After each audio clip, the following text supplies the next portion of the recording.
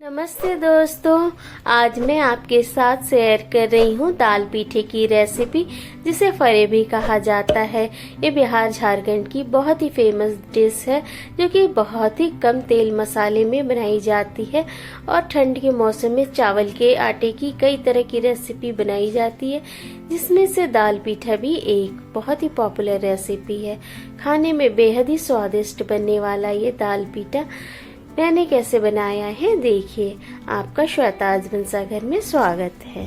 दाल पीठा बनाने के लिए सबसे पहले हम चने की दाल को आधे घंटे के लिए भिगो के छोड़ देते हैं। जैसे ही दाल भीग जाती है, अच्छी तरह से फूल जाती है, उसके बाद हम इसे दोबारा से धुल के सारा पानी हटा लेते हैं और इसका दरदरा सा पेस्ट बनाने के लिए ग्राइंड करते हैं। चने की दाल को पीसने के समय हम इसमें लहसुन, मिर्चा, आपको अदरक पसंद हो तो आप वो भी डाल सकते हैं, और थोड़ा सा जीरा डाल के हम इसे पीस लेते हैं। उसके बाद इसमें हम थोड़ा सा नमक और हल्दी भी इसी वक्त मिला देंगे, जिससे कि सारी चीजों को हमें बाद में मिलाने की जरूरत ना पड़े। ग्राइंडिंग के समय ही सारी चीजें मिल जाए अच्छे से। अब दरदरा सा चने की दाल का पेस्ट तैयार हो गया है, तो हम इसे निकाल के एक बाउल में अलग रख देते हैं। इसके बाद हम अगले स्टेप की ओर चलते हैं, जिसमें कि हम एक मोटे तले की कढ़ाई में पानी को गर्म होने के लिए चढ़ा देते हैं। जैसे ही पानी गर्म होता है, उसमें हम देसी घी आधा चम्मच डाल देते हैं। घी के पिघलते ही हम इसमें हल्का सा नमक डालते हैं। जैसे ही पानी उबल जाता है, उसके बाद हम इसमें चावल का 1 कटोरी आटा, या जितनी आपकी फैमिली की जरूरत हो उतना आटा डाल के हमें इस गर्म पानी में चावल के आटे को अच्छी तरह से चलाते हुए मिक्स कर लेना है। चावल का आटा अगर 1 कटोरी है तो आप पानी आधा कटोरी गर्म करें, क्योंकि जरूरत होगा तो हम ऊपर से पानी डाल लेंगे, लेकिन अगर ज्यादा पानी हो गया तो आटा गीला हो जाएगा। इसलिए पानी की क्वांटिटी आप ध्यान से इसमें गर्म करें। उसके बाद जैसे ही चावल अच्छी तरह से मिक्स हो जाता है गर्म पानी में, हमें गैस को ऑफ कर देना है और चावल के आटे को ढक के कुछ देर के लिए छोड़ देना है ठंडा होने के लिए। इतने में चावल थोड़ा पक जाते हैं गर्म पानी और भाप के हेल्प से। जैसे ही ये थोड़ा ठंडा होता है, उसके बाद हम इसे दोबारा से एक बार मिक्स कर देते हैं और फिर हम इसे कुछ देर के लिए और ठंडा होने के लिए छोड़ देते हैं, क्योंकि अभी ये काफी गर्म है। इसे अगर अभी हम गूंथेंगे तो हाथ जल सकता है। जैसे ही ये ठंडा हो जाता है, उसके बाद हम इसे हल्के हाथों से मिलाते चलते हैं और चावल के आटे का एक डो तैयार कर लेते हैं। जरूरत हो तो इस पे ठंडे पानी का हम हल्का सा छिड़काव भी कर सकते हैं। अब हम कढ़ाई से निकाल के आटे को एक साफ थाली में ले लेते हैं और इसे खूब अच्छी तरह से मसल के मिला लेना है। हमें इसे तब तक मसलना है जब तक आटा चिकना ना हो जाए। मिलाने के समय हम हाथ में पानी या देसी घी का इस्तेमाल करेंगे। आटा अच्छी तरह से मिल गया है, तो हम इस वक्त थोड़ा सा इसमें देसी घी लगा देंगे, जिससे इसकी ऊपरी परत चिकनी हो जाएगी और ज्यादा चिपचिपी सी नहीं रह जाएगी। उसके बाद हम इसे दोबारा से अच्छे से मसल के मिला लेते हैं। जितनी अच्छी तरह से हम आटे को मसल के मिलाएंगे, उतना ही अच्छा फरे की बाहर की लेयर बनेगी। तो अब हम जो आटा गूंथे हैं उसको 4 पार्ट में बांटेंगे और उसके 4 बड़े बड़े गोले तैयार कर लेंगे। सारे गोलों को हमें चारों ओर से अच्छी तरह से चिकना कर लेना है। लोइयों में कोई क्रैक ना हो, इस तरह से हमें सारे गोलों को अच्छी तरह से चिकना करके तैयार कर लेना है। उसके बाद हम एक एक लोई लेंगे, उसमें चावल के आटे का परथन लगाएंगे और इसको बेल के एक बड़ी सी रोटी तैयार कर लेंगे। ये चावल का आटा है तो किनारे से फटेगा, इसलिए इसकी कोई चिंता नहीं करनी है। आपको एक बहुत बड़ी सी रोटी इसकी तैयार करनी है। इसे हम बेल के जितनी दूर तक फैला सकते हैं उतना फैला लेंगे। बस ध्यान ये रखना है चारों ओर बराबर से आटा फैला हुआ हो। अब हम कोई गिलास या कटोरा लेंगे जो कि मीडियम साइज का हो। उसके बाद हम इससे जितने गोले बन सकते हैं उतने गोले कट करके निकाल लेंगे। इसी तरह से हम अगली रोटी भी बेलेंगे और उसमें से ऐसे ही गोल गोल पीसेस छोटी छोटी रोटियां को बना के तैयार कर लेंगे। ये छोटी छोटी रोटियां हमने तैयार की हैं। अब इसमें से एक एक को हमें लेना है और उसके बीच में जो हमने चने की दाल का मिक्सचर तैयार किया हुआ है वो इसमें जितना आ सकता है उतना इसके बीच में डाल के इसे बंद करके एक बड़ी थाली में रखते चलेंगे।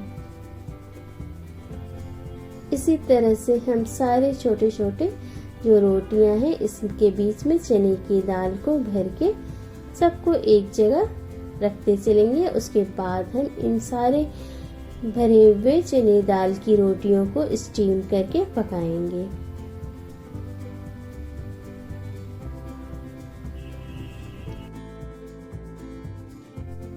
ये फरे बहुत ही स्वादिष्ट बनते हैं और सबसे खास बात यह है कि इसमें बिल्कुल तेल मसाले नाम मात्र के होते हैं जो कि हमारी हेल्थ के लिए बहुत ही अच्छे हैं। और ठंड के मौसम में गर्मा गर्म फरे खाने का, ताल पीठा खाने का तो बात ही अलग है। जिस तरह से पहले चावल के आटे की लोई से हमने एक रोटी तैयार की थी, उसी तरह से अब हम अगली रोटी भी तैयार कर लेते हैं। ये भी जहाँ तक फैल सकता है हमें बेल के इसे फैला लेना है। फिर इसमें से जितनी रोटियां छोटी वाली कट सकती हैं वैसे हम कटोरे की हेल्प से काट के निकाल लेते हैं। इस तरह से करने से सारे जो फरे बनते हैं उनका शेप बिल्कुल एक जैसा आता है और देखने में ये बहुत ही सुंदर लगते हैं। यही प्रोसेस आपको लगातार दोहराना है और सारे आप जितने भी आप बनाना चाहते हैं फरे उसी तरह से आप रोटियां छोटी वाली काट लीजिए। उसके बाद उसके बीच में चने के दाल का जो मिक्सचर है उसे भरते चलिए।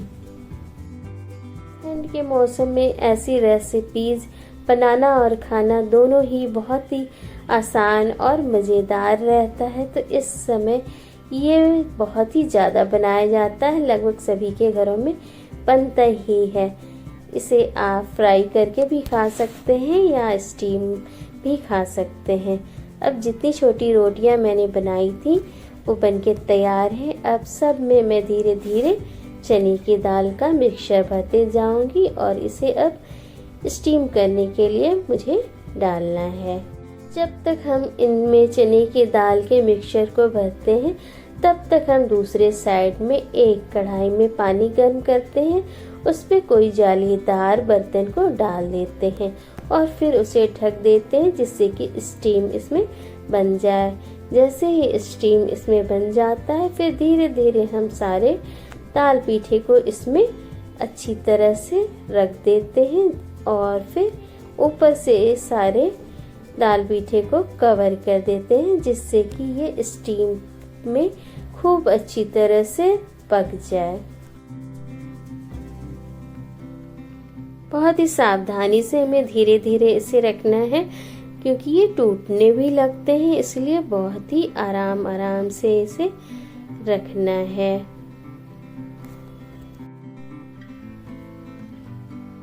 एक बार में जितना आ सकता है हमें उतने दाल पीठे को डाल के अच्छी तरह से इसे कवर कर देना है और 15-20 मिनट तक अच्छी तरह से भाप में इसे पका लेना है।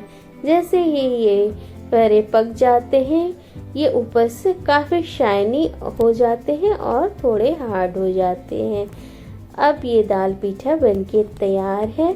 इसे आप गर्मा गर्म हरी चटनी, धनिए, लहसुन मिर्ची की या आपको जो भी चटनी पसंद हो उसके साथ गर्मा गर्म खाइए। बहुत ही ठंड में ये रेसिपी अच्छी लगती है खाने में।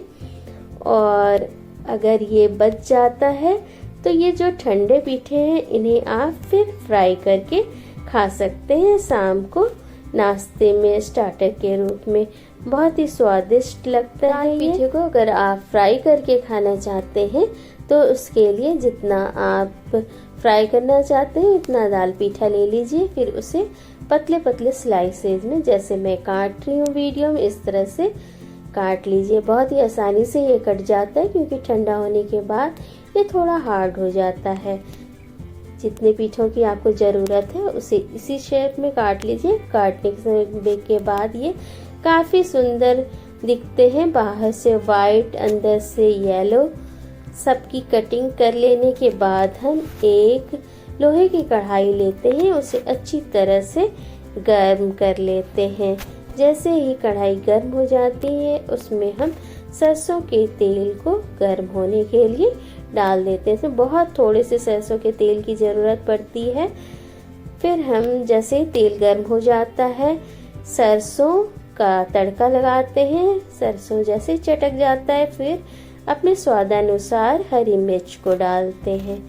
जैसे हरी मिर्च हल्की सी पक जाती है फिर हम दाल पीठे को, जिसे हमने काट के रखा था, उसे इसमें डाल देते हैं और इसे अच्छी तरह से तेज हीट पे शुरू में चला लेना है जिससे कि ये अच्छी तरह से भुन जाए। और भुनने के समय हल्का सा इसमें नमक छिड़क देते हैं। आप सफ़ेद या काला नमक किसी का भी इस्तेमाल कर सकते हैं। उसके बाद आप इसे अगर कुरकुरा खाना चाहते हैं तो देर तक इसे भूनिए, और अगर सिर्फ गर्म करना चाहते हैं, हल्का फ्राई करना चाहते हैं, तो आप इसे तुरंत निकाल के गर्मा गर्म सर्व करिए नींबू के रस को उसके ऊपर छिड़क के।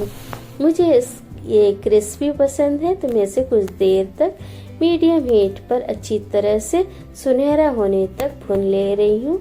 उसके बाद इसे बाहर निकाल लेते हैं। ये आप बहुत ही थोड़े तेल में भी बना सकते हैं, 1 चम्मच तेल में भी आपका ये बहुत ही आराम से फ्राई हो जाएगा। अब सारे पीठों को बाहर निकाल लेने के बाद इस पे हल्का सा चाट मसाला, काला नमक और नींबू का रस छिड़क के इसे गर्मा गर्म खाइए। क्रिस्पी फरे तैयार हैं खाने के लिए। बहुत ही स्वादिष्ट ये फ्राई करने के बाद लगते हैं खाने में, और स्टीम भी बहुत अच्छे लगते हैं। स्टीम को तो तुरंत बना के खाइए, इसे आप बाद में भी बना के खा सकते हैं। दाल पीठी की रेसिपी अच्छी लगी हो तो कमेंट करके ज़रूर बताएं और मेरे चैनल को सब्सक्राइब जरूर करें। वीडियो देखने के लिए आप सभी का धन्यवाद।